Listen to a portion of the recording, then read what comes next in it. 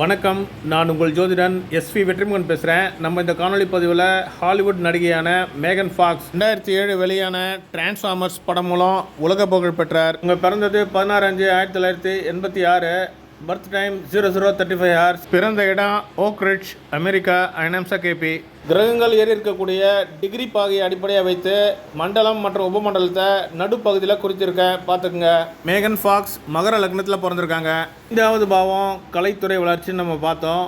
5வது பாவ முனையை பாருங்கள். 5வது பாவ முனை ரிஷபராசியில் 21 டிகிரி 34 நிமிடங்கள் குருவுடைய மண்டல பிரிவுலையும் சுக்கிரனுடைய சப்ளையும் இருக்குது. சுக்கிரன் 5, 9, 10 பாவங்களுக்கு அதிபதியாகி 5வது பாவமான ரிஷப ராசியில் 29 டிகிரி 55 மினிட்ஸு புதனுடைய மண்டலத்திலையும் புதனுடைய சப்ளையும் இருக்கார்.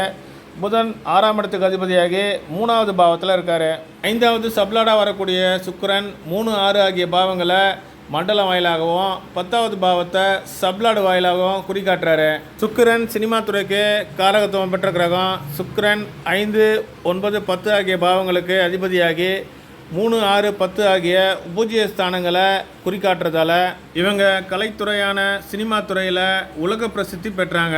அடுத்ததாக 10வது பாவ ஆரம்ப முனையை ஆராய்வோம். 10வது பாவ ஆரம்ப முனை துலாம் ராசியில் 28 டிகிரி 41 மினிட்ஸ் புதனுடைய மண்டல பிரிவிலையும் ராகுவுடைய சப்புலையும் அமையுது.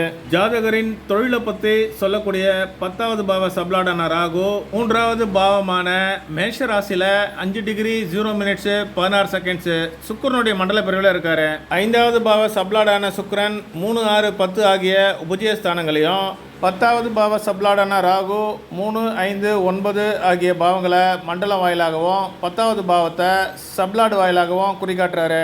3, 5, 10 ஆகிய பாவங்கள் கலைத்துறை வெற்றிய பறைசாற்றும் பாவங்கள். கிரக மண்டல குறிகாட்டிகள் அட்டவணையை நடுவில் கொடுத்துருக்கேன் பாருங்கள். பெரும்பான்மையான கிரகங்கள் 10வது பாவத்தோட தொடர்பு கொள்ளுது. 10வது பாவம் அங்கீகாரத்தையும் உலக புகழையும் குறிக்கக்கூடிய பாவம். மற்றொரு காணொளி பதிவில் உங்களை சந்திக்கிறேன். நன்றி, வணக்கம்.